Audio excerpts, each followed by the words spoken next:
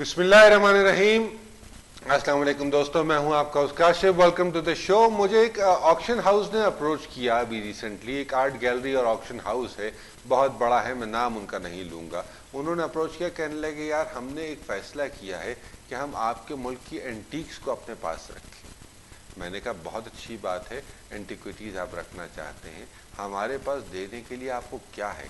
कहते साहब हम आपके सियासतदानों को खरीदना चाहते हैं, सियासतदानों की बोली लगाना चाहते हैं।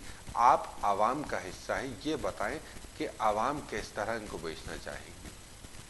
मैंने कहा भाई मुझे क्या इल्म, वल्लाह आलम कैसे आवाम बेचना चाहेगी, या बेचना भी चाहेगी या नहीं बेचना चाहेगी, क्योंकि ये इतने मायानाज, इतने फनकार और इतने कदीम हैं हमारे सियासतदान। कहने लगे यार सबसे पहले हमारा जो सबसे ज़्यादा बड़ा इंटरेस्ट है वो है आसिफ जरदारी में। उनके साथ आप by one get one free offer में क्या देंगे? मैंने कहा देखो आसिफ जरदारी के साथ बिलावल और पूरी पीपल्स पार्टी आपको जो है ना वो मिल जाएगी फ्री में। बड़ा आसानी आपको ये by one get one free की ऑफ़र हम आपको कर सकते हैं, क्योंकि मुझे अंदाज़ा है कि आपको ये चीज़ मिल जाएगी। कहने लगे हम इसको बेचेंगे किसे? मैंने कहा भाई देखो ख़रीदार यूएई भी हो सकता है, ख़रीदार ईरान भी हो सकता है, ख़रीदार कुछ कोई ना मिला तो मलिक रियाज भी हो सकते हैं। कहने लगे हाँ ये बात समझ में आती है आपकी, गुड पॉइंट। आगे चलिए लेट से। और पीपल्स पार्टी में कायम अली शाह के बारे में उन्होंने बड़ा गहरा इंटरेस्ट शो किया। उन्होंने कहा, कहने लगे इनको इनके लिए हमने ख़ास कैबिनेट बनवाया है जिसमें हम इनको एंटिक्विटी के तौर पर रखेंगे।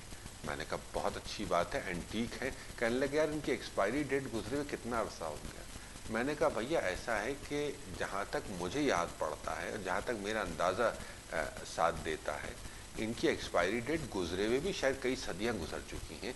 और कहने लगे यार ये मोहनजोदारो के ज़माने के लगते हैं। मैंने कहा नहीं है, नया नया मोहनजोदारो तो बहुत बहुत नया है कंपेयर टू कायम अली शाह। हमारे कायम अली शाह साहब बहुत सीनियर है, बहुत कदीम है इससे ज़्यादा।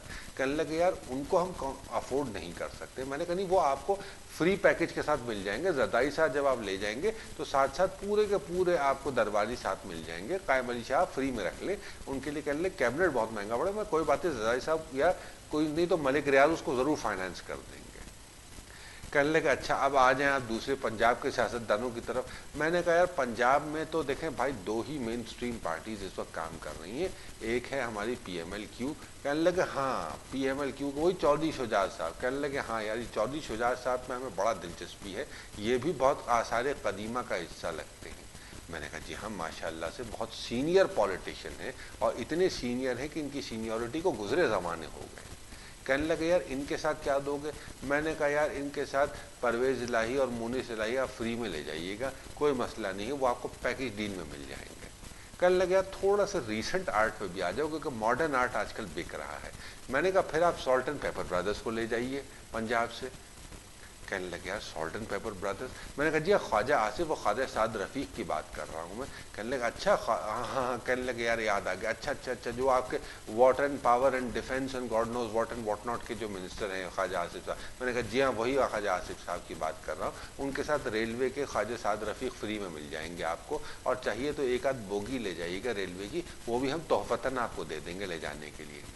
कहने लगे यार हमें ये सौदा मंजूर है, हमें बड़ा अच्छा लग रहा है ये सौदा, आगे बढ़िए आप। और कौन से सियासतदान में? कहने लगे इमरान खान की बोली लगाएंगे आप। मैंने कहा यार देखो इमरान खान को ख़रीदने के लिए एक जमायमा के पास ही हिम्मत है या JKT के पास हिम्मत है? कहने लगे यार बात तो सही कह रहे हो, JKT के साथ कम्पीट करना, क्योंकि वो हमारी आर्ट गैलरी में हो सकता है बहुत बड़ा ख़रीदार बन जाए, कोई मॉन्यूमेंट्स उठाकर, कोई पुराने सियासतदान उठाकर हो सकता है मज़ीद वो PTI में शामिल करवा दे, कोई घसीटे फसीटे सियासतदानों को, तो उसे हम हाथ नहीं डालेंगे। मैंने कहा ठीक है नो प्रॉब्लम। कहने लगे यार अल्ताफ़ भाई का क्या करोगे? मैंने कहा देखो अल्ताफ़ भाई को अव्वल तो ऑक्शन में कोई लेगा नहीं, क्योंकि वो नायाब हैं, उन्हें तो queen of England he afford कर सकती है, और क्वीन ऑफ इंग्लैंड अफोर्ड करने की बात जहाँ तक रही, उन्होंने कहा कहने लगे नहीं भाई हम क्वीन के मामले में कोई पंचायत नहीं पालते, क्वीन के मामले में हम नहीं पढ़ते। मैंने कहा ठीक है फिर आप अल्ताफ़ हुसैन साहब को भूल जाइए। कहने लगे यार और क्या ऑन ऑफ़र है? मैंने कहा यार देखो बात यह है कि हमारी प्रेसिडेंट साहब। कहने लगे नहीं भाई नहीं चाहिए हमें। मैंने कहा यार ले जाओ भाई फ्री दे रहे हैं तुम्हें। कहने लगा नहीं सामने से पैसे दोगे तो भी नहीं चाहिए हम। मैंने कहा क्यों नहीं चाहिए? कहने लगे यार उधर बैठ के उन्होंने करना क्या है, उनको ख़रीदेगा कौन? एक नवाज शरीफ ने ले लिया, बाकी कौन लेता उस बेचारे शरीफ आदमी को? वो तो एक रबर स्टैम्प की तरह आके कह देता है वैलेंटाइंस डे मत मनाओ। अरे भाई, जहां जिस मुल्क में तुम्हारे मजहब में सूद हराम है, वहां सूद का कारोबार खुलेआम चल रहा है और तुम कहते हो वैलेंटाइंस डे मत मनाओ। भाई तुम लोगों को एजुकेट करो, वैलेंटाइंस डे है क्या, फिर मनाना ना मनाना उनका फैसला है। आगे चलिए आप, और कहते चौधरी निसार। मैंने कहा चौधरी निसार बड़ा स्ट्रॉन्ग कैंडिडेट है ले जाने के लिए। कहने लगे यार बात यह है कि चौधरी निसार को तो हम ऐसे ही ले जाएंगे, कोई मसला नहीं है, हमें कोई ना कोई चाहिए होता है, एक गुस्सेदार आदमी, एक रोबदार आदमी चाहिए होता है जिसे हम गार्डियन बना के खड़ा कर देंगे और उसे एज ए कस्टोडियन बना के जो है वो म्यूजियम में खड़ा कर देंगे। मैंने कहा ये बात भी बिल्कुल ठीक है भी इंटीरियर मिनिस्टर, उनके कस्टोडियन पावर्स ज़रूर है। कहने लगे यार रहमान मलिक के बारे में क्या कहोगे। मैंने कहा रहमान मलिक जो है उनको आप जरदारी साहब के साथ वैसे ही फ्री मिल जाएंगे, वो आपको, आप उसकी टेंशन ना लें। कहने लगे यार ये तो बड़ा अच्छी पैकेट डील बन रही है अब तक, अब ये बताओ बाकी चीज़ों का क्या करोगे। मैंने कहा बाकी सियासतदान ऐसा है कि सारे के सारे आप लें और डब्बे में बंद करके अपने साथ ले जाएं, और आपके पास म्यूज़ियम है तो म्यूज़ियम में वहाँ पर उनको सजा दें, क्योंकि हमें तो इनकी ज़रूरत अब महसूस नहीं होती। कहने लगे आपका मुल्क कैसे चलेगा।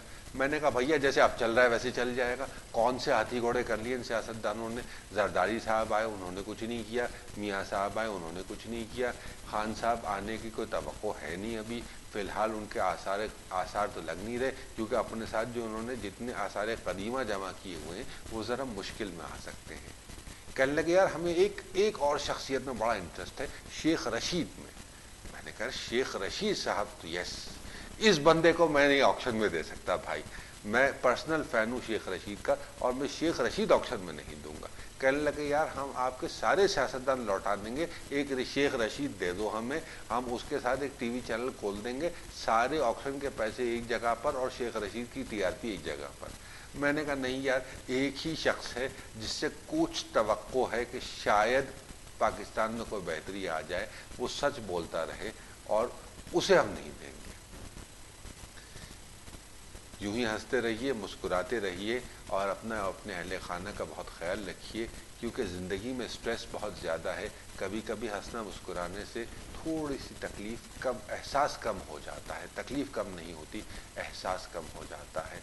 अपना और अपने अहले खाना का बहुत ख्याल रखिएगा और हो सके तो मुझे भी अपनी दुआओं में याद रखिएगा। अंटिल द नेक्स्ट टाइम, अल्लाह निगहबान।